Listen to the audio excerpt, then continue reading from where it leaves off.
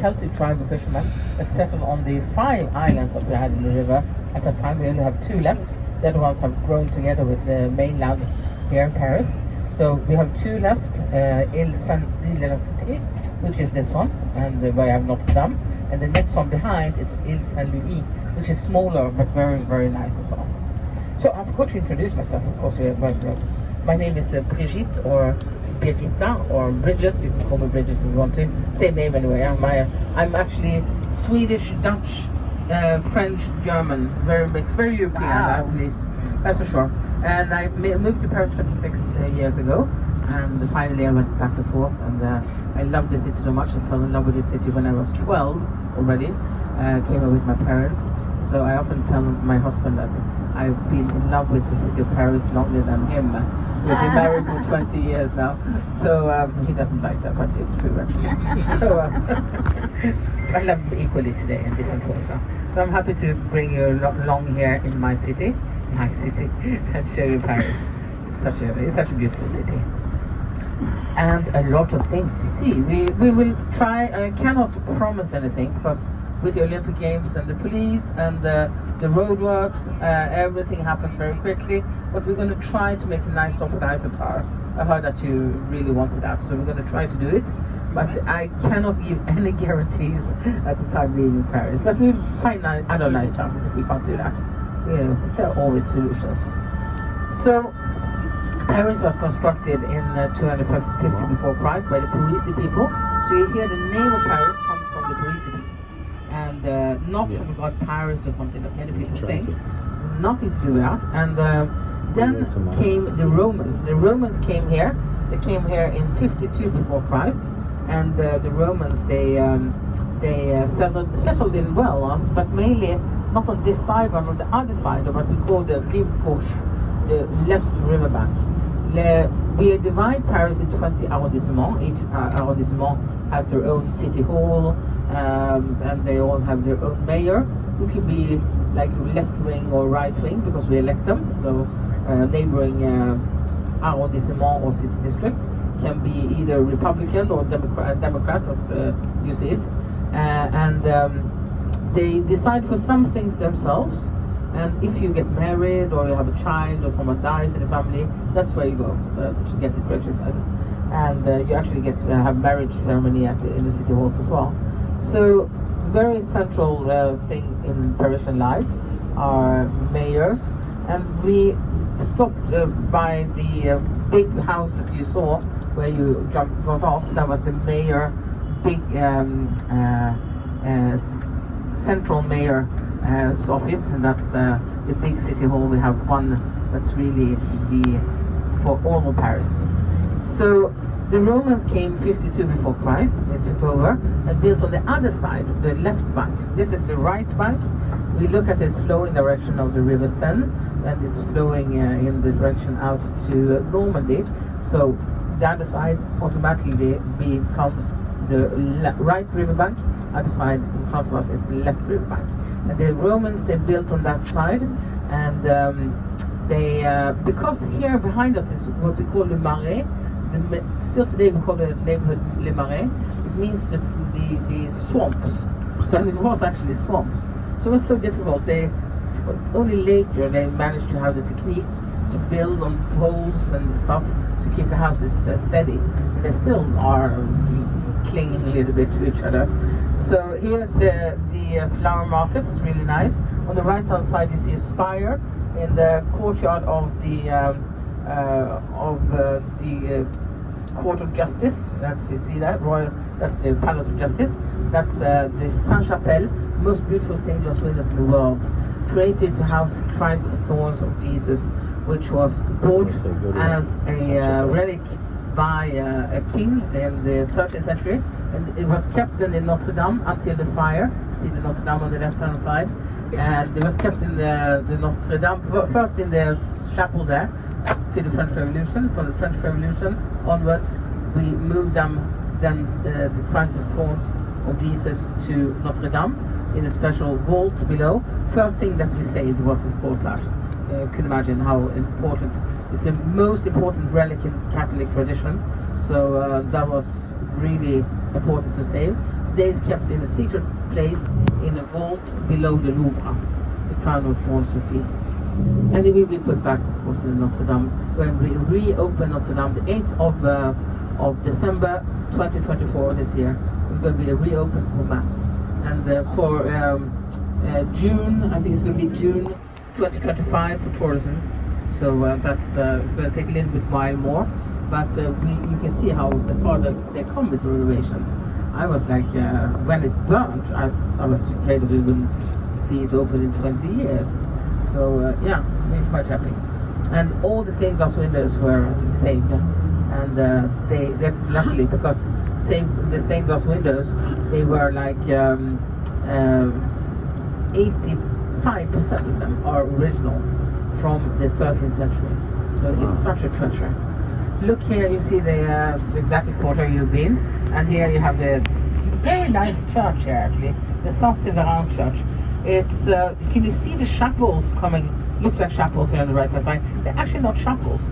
It's a medieval burial place. Oh my goodness. And that's, we call it Charnière, and this is the only one left in all of Paris, which is pretty cool. Rather disgusting when you hear the story, because in the medieval times we didn't bury people in separate graves. We did mass graves, and we just threw everyone in there. And when it became too stinky and too full, we took out the bones. We still, some things left on them, and we stuck the bones in these chapel-looking things, so the birds and the animals could feast, and also the wind and the water would dry them out. And when everything was dry and nice and clean, we put up the bones in the attic of the churches. That was the way we buried people in the medieval times. So it's much later, and this is the only burial place from the medieval times that we still have left on.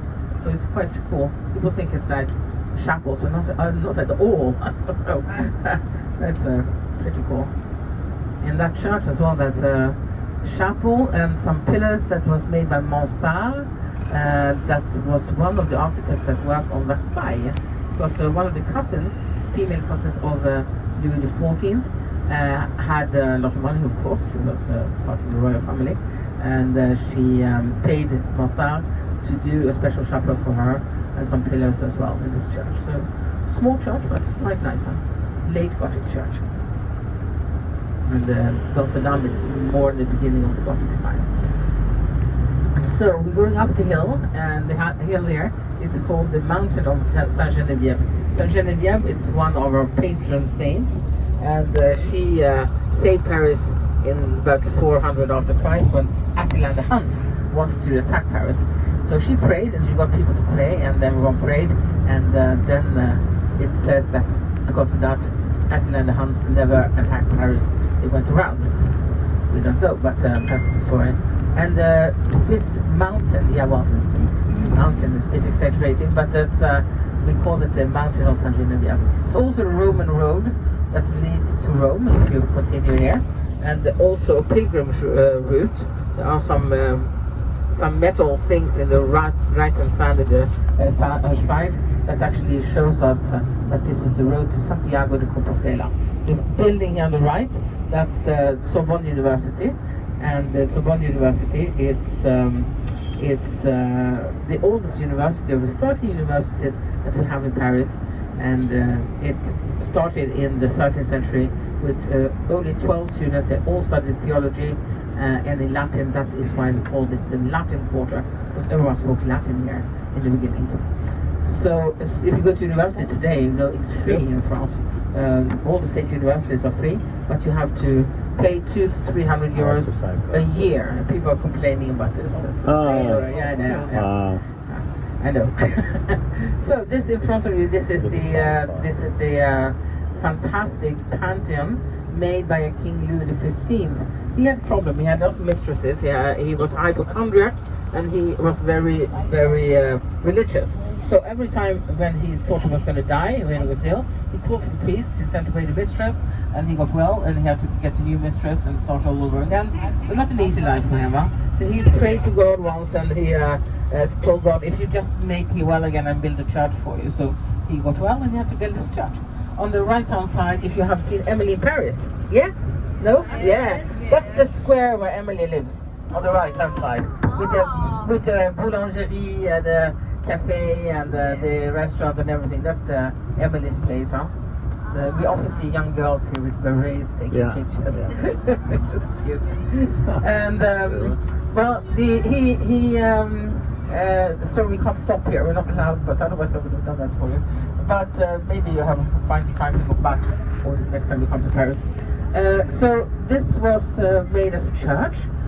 It was made as a church it couldn't really last because after he was finally finished, it took a long time, many problems with wars and stuff, and then they had to close it because there was the French Revolution. And during the French Revolution, 1789, everything became forbidden to go to church. All the closest churches are closed, and that was really, really difficult for the churches. So that's why we had Notre Dame, and Victor Hugo in the 19th century wrote The Hunchback of Notre Dame to save Notre Dame because people wanted to tear it down. It was so damaged.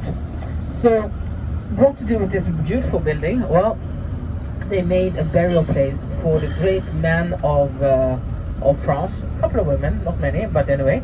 And then so Victor Hugo is buried in here, and the philosophers on the Enlightenment, Voltaire and Rousseau, they're also buried in here, in front of each other. They hated each other in real life, so we buried them in front of each other so they can continue and argue for eternity. Like that idea. And then we also had Victor Dumas, Victor Hugo, again, and Alexandre Dumas. Alexandre Dumas wrote The Three Musketeers and The Count of Monte Cristo. So they're both in here, and we also have a lot of scientists. Madame Curie, of course. We have the Curie couple, both of them in here. But she was from Poland from the beginning. She was working with her husband, Marie Curie, and Pierre Curie, and she got the Nobel Prize twice, actually. They were studying everything that to do with radioactivity. There's a really good film about that as well. And she got the Nobel Prize twice, once with her daughter, once with her husband. And at one point it was a male, of course, journalist who asked her, Madame Curie, what is it like to live together with a genius? And she looked coldly at him and she said, I don't know, you have to ask my husband. So she was quite a brilliant lady, Madame Curie. Huh? And the latest, we have 7 women in here today. The latest woman put in here, well actually we have one who was buried with her this year with her husband, resistance hero. But before that, it was an American lady from St. Louis, and that was Josephine Baker. Josephine Baker, she was a black lady coming from St. Louis during the segregation in the United States. She came here in 1925. Then a lot of things happened in the States after the First World War. We had an uprising for the Afro-Americans because they had to go and fight for the country, and when they came back, they were not considered as having the same rights.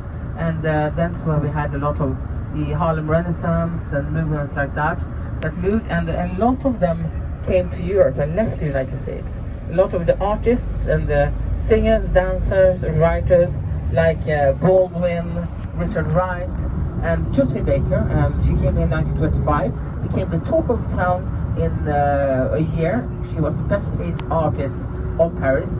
She was very loved. She was a real rock star. She walked around the city with a boa snake around her neck, and she had a leopard in a leash that she was walking around with. She's crazy.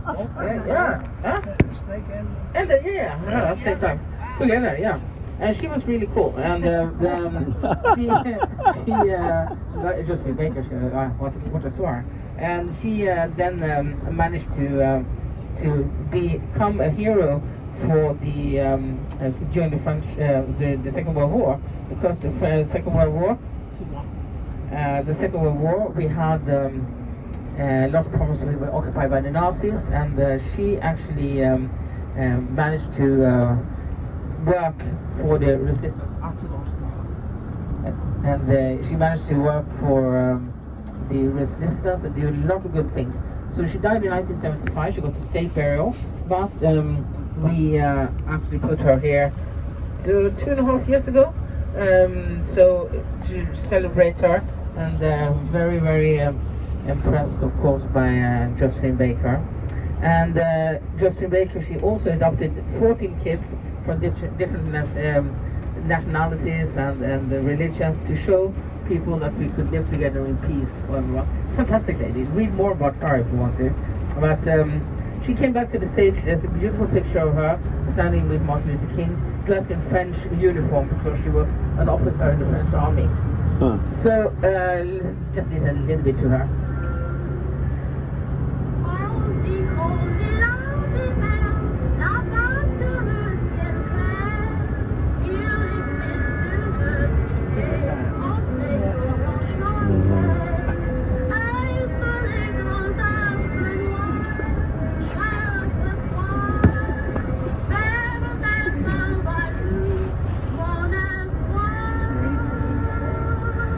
Beautiful.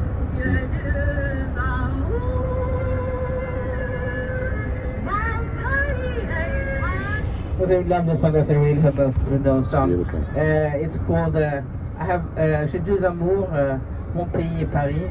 I've got two loves, my country and Paris. So she was a real Parisian, Josephine Baker. Very proud of her here. This building on the left-hand side in the garden, that's the Luxembourg Garden. And Luxembourg Garden, it was made by a woman, and the palace as well, called Marie de Medicis. That's the from Medicis. Florence. She was married, this is the palace. She was Wow. married actually to Florence. We consider her to be a bit of a crazy lady here. Sorry about that.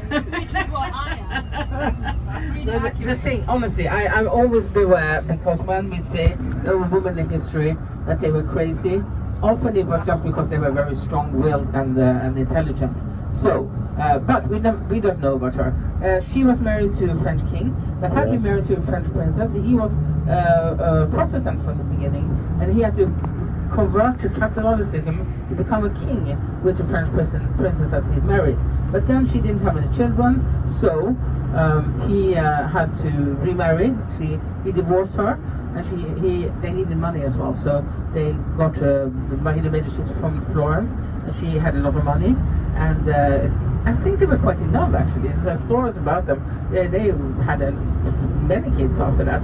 And one, the oldest child, he was only 7 when her father was murdered, Henry IV. His father was murdered because he was a crazy, fanatic Catholic. He thought that he didn't like that we had an ex-Protestant on the throne. So he killed him, he stabbed him in a traffic jam. We had traffic jams in the beginning of the 1600s already. So just outside of Louvre.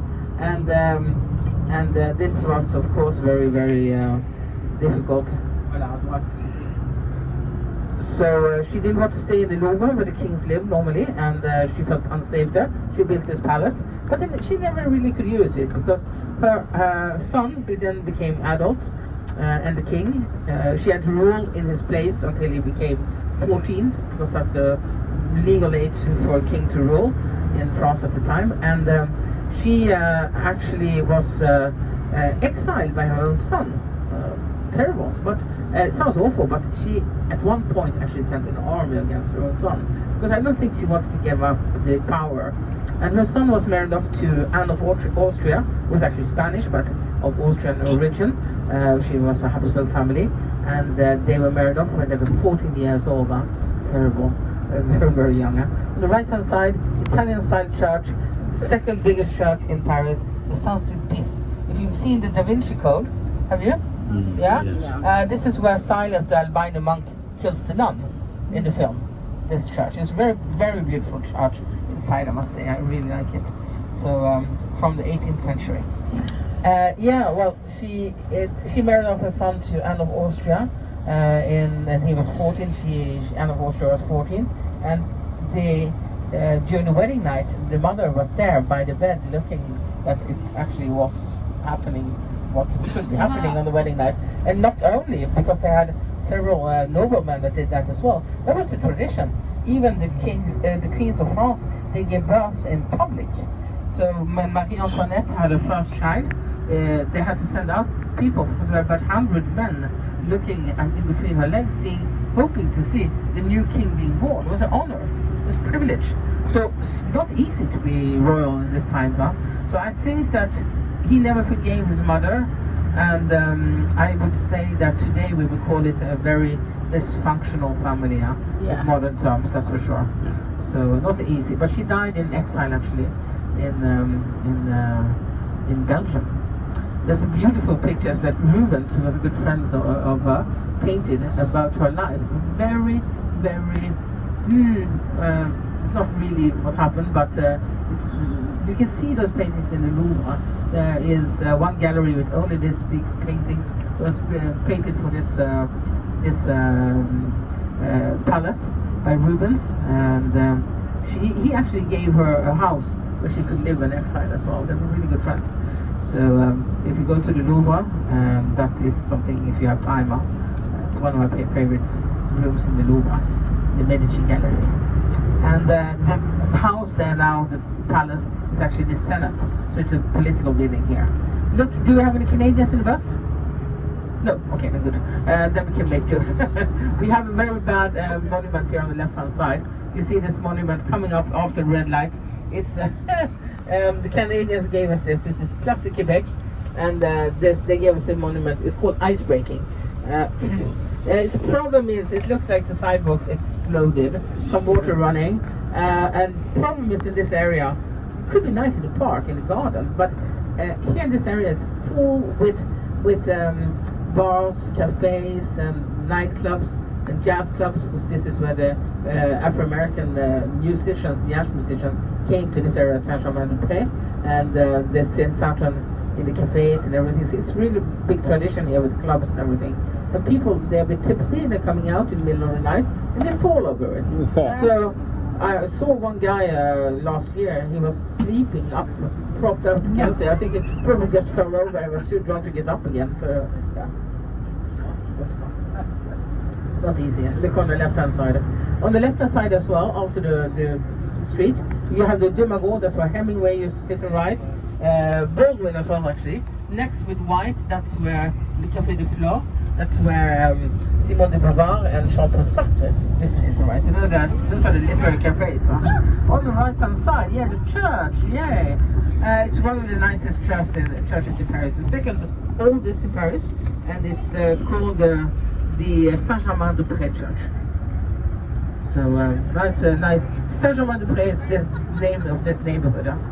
So we're coming down to the River Seine, and we're going to go there for a while until we see how we can see with the Concorde Square. I think you're going to have to see the Concorde Square from afar, because it's very difficult to access. And tomorrow they're going to close it completely until September. So yeah, we'll see the obelisk from afar. So don't worry. We'll use the time instead of getting stuck there. I think we'll use the time better for other things. We see at the end of the tour. Like taking nice pictures. That's nicer. So we're coming down to the Louvre, and the Louvre was created by a king called Philippe Auguste, and he was actually living around 1200. And he went away on crusades, and he was afraid that the English, because with the English we had so much problems. Do we have any British? No, good. Fine. We can make all the jokes about the British. We have a French driver, we have an Italian tour director, so we call. Otherwise we have a lot of English tour directors who have to watch it. On the other side, it was built to save us from the English, or keep us from the English, because the English say, we've been in war with so much with them. We had a war in the 15th century when they burned stone works of art. It was called the 100 Years' War. It lasted 300 years, can you imagine that? So we've only been on the same side in the past 2 world wars, actually. And otherwise, it's really been messy with English. And the king here in 1200, he built this when he went on crusade to a small fortress, only with a big, big wall, 74 watchtowers around it. And it was really good wall, because the English never took Paris. So then when this palace in the La Cité, close to Notre Dame, became too small for the kings, they moved over here. And all the kings, they added and added and added up until 1682, when finally we had the king that became a very special king, Louis XIV, who moved out to Versailles. So that was really good. I think it's actually going pretty well. On va aller faire un petit tour à l'opéra quand même. Je pense que ça a l'air de... Ça va, hein? Ouais. On tourne ici. You want to do the opera, Valentina? How long? You want to do the opera? How big the louvre is? Opera, yeah, why not? Concorde is not that important. We passed by the theater and I showed them the facade, which was mostly scaffold. As you No, I trust we see the. Let's do nice stops instead for them. That's better. Also because tomorrow we go to the Louvre, so maybe we have a chance to see the Yeah, okay, we'll do that. That's good. Then we'll take a nice stop for the Eiffel Tower, one bridge at home, and then we'll do a nice stop by the Eiffel Tower, and maybe even the Emirates. Eiffel Tower. If you want to, we don't have Tower's to. on the other side of the town. You gonna be okay? Then we do the stop by Validias. Okay, shall we start with that road straight away, more or less? Then it's done. Do you think they need toilets quickly? Yes. No, I would say before you or halfway. Because I don't know if No, okay. We see the traffic. So look here on the left-hand side. This is the Museum of Orsay. The Louvre has a museum that goes from antiquity up until 1848, and this is from 1848. Used to be a railway station built in 1900. This is from 1848 until 1914, and then we have the Centre Georges Pompidou from 1914 until today. So it's a very beautiful museum. We have all the impressionists in here, and also just coming up on the left-hand side after the red lights are it's a special place because we have a building that looks a bit like the White House. Next building coming up here, like the back side of the White House, because and it in a way it is because it was inspired a man called Jefferson, who was a ambassador here before he became an American president, and he was inspired by this building who was here before. And you can see on the bridge there's a statue of Thomas Jefferson standing there. You see him on the right hand side, and he built his house Monticello looking like this, and then Monticello inspired parts of the White House. So that's actually we got the original White House here in Paris. We can brag with that. Sorry about that. We're coming up here now. We cannot turn here to the Concorde Square, but look on because they closed it already for the Olympics, and you can see it here on the right hand side that you have see the obelisk there with the golden tip.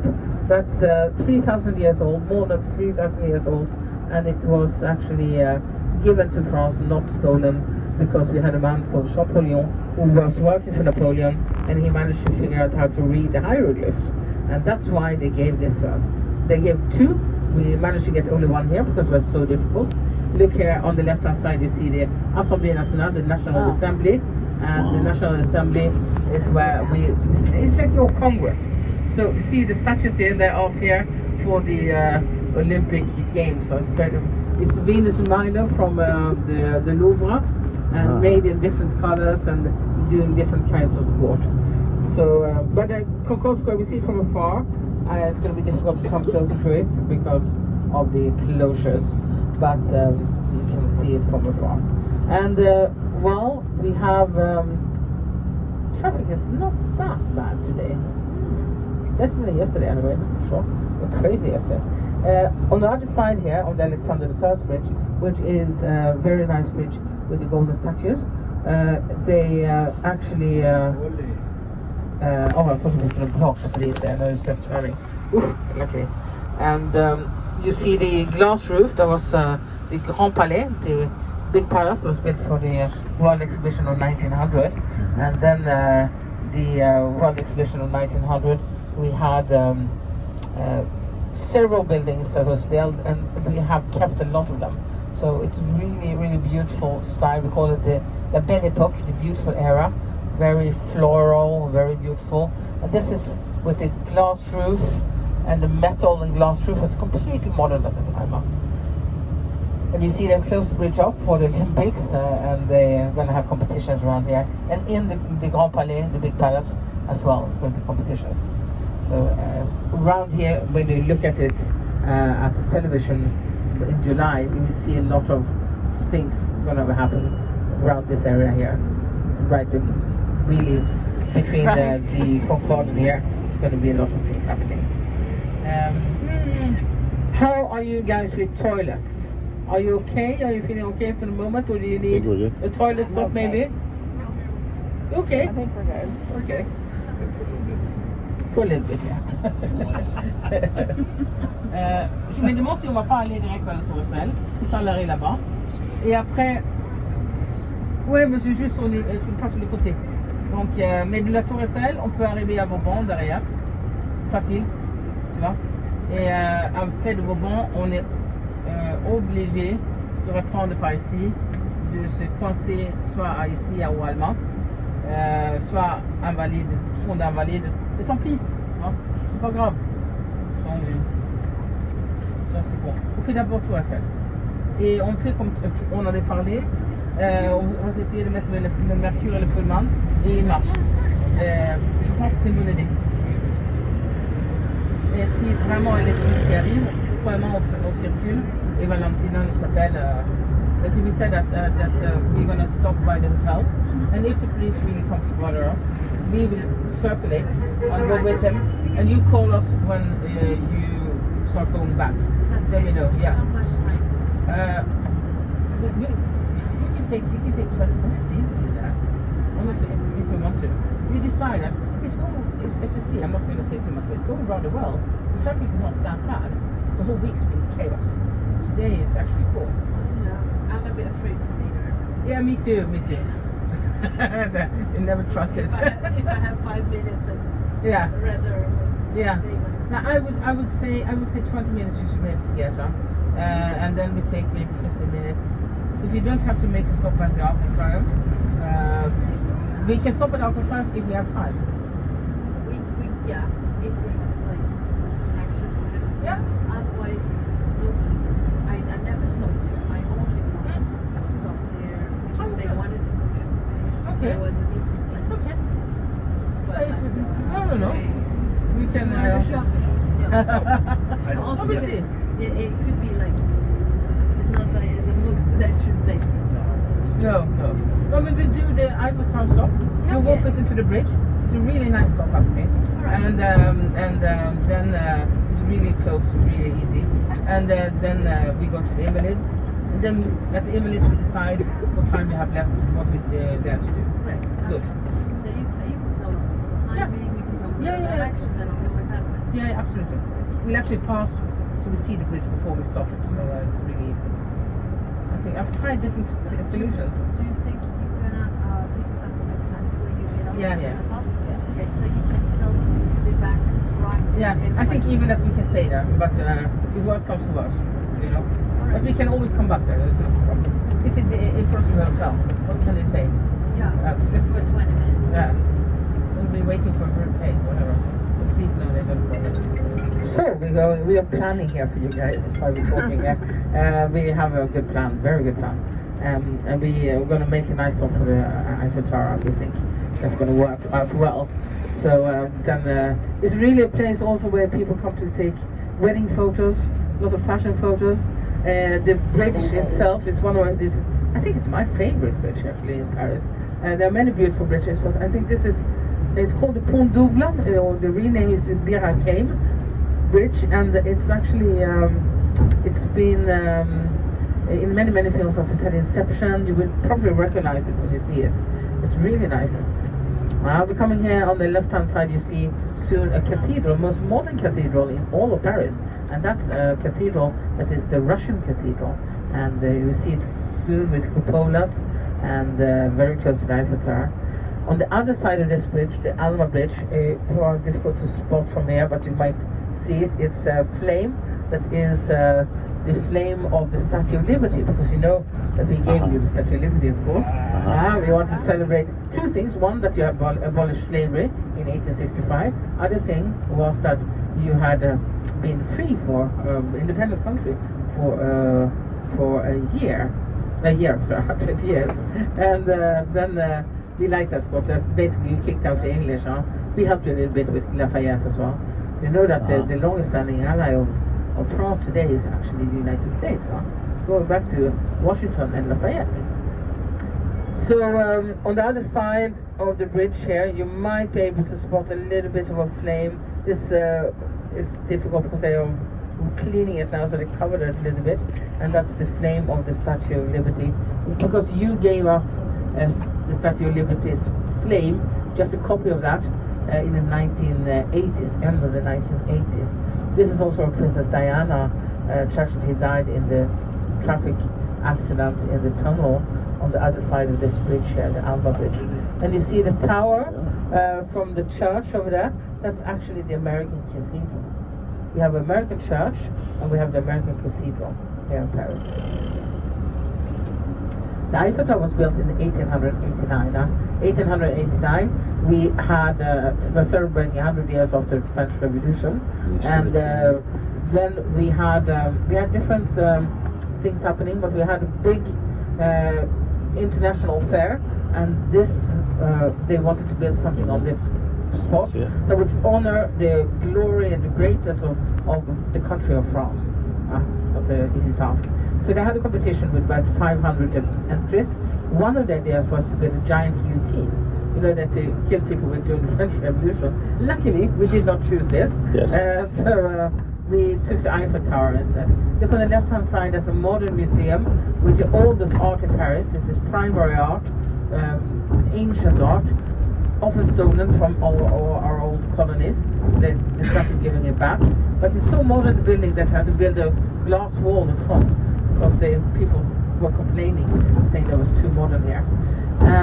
Well, the Eiffel Tower, you can see actually here at the Eiffel Tower on the first floor, you have names of a lot of men. They were actually working not with the Eiffel Tower, but they were engineers, and they were engineers as Gustave Eiffel. But they only got their names here because they had the right length of the name. So some of them are famous, not at all, but they're all engineers. So this is why we wanted to. We can see the structures for the Olympics below there, further on. That's why we can't stop. Well, that's normally when we stop. You can understand why we can't do that anymore until October probably. So that's the big things that will have competitions there. You can see people will be seated there. It's good something, so you have some hindrance like that. You have to reinvent yourself. It's really, I like it, I must say. So, well, the Eiffel Tower was built to show how good the French engineers were. And they managed to build this in 2 years, 2 months and 10 days. No one died, which was, security was incredible. So, and they were supposed to take it down in 1909, but it became so important for different technological inventions that they actually kept it, which was we were quite happy about. So, but it's built on military grounds, so they're supposed to, if they the military should need the area, they can dismantle it. Well, it won't happen, of course, but that's the whole idea. And it was also one of the things that they had to find something to build that could be dismantled.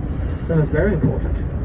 And it's 330 meters high since last year, because they added 8 meters on it, and that happened last year. They came in with a helicopter flying in. That's incredible.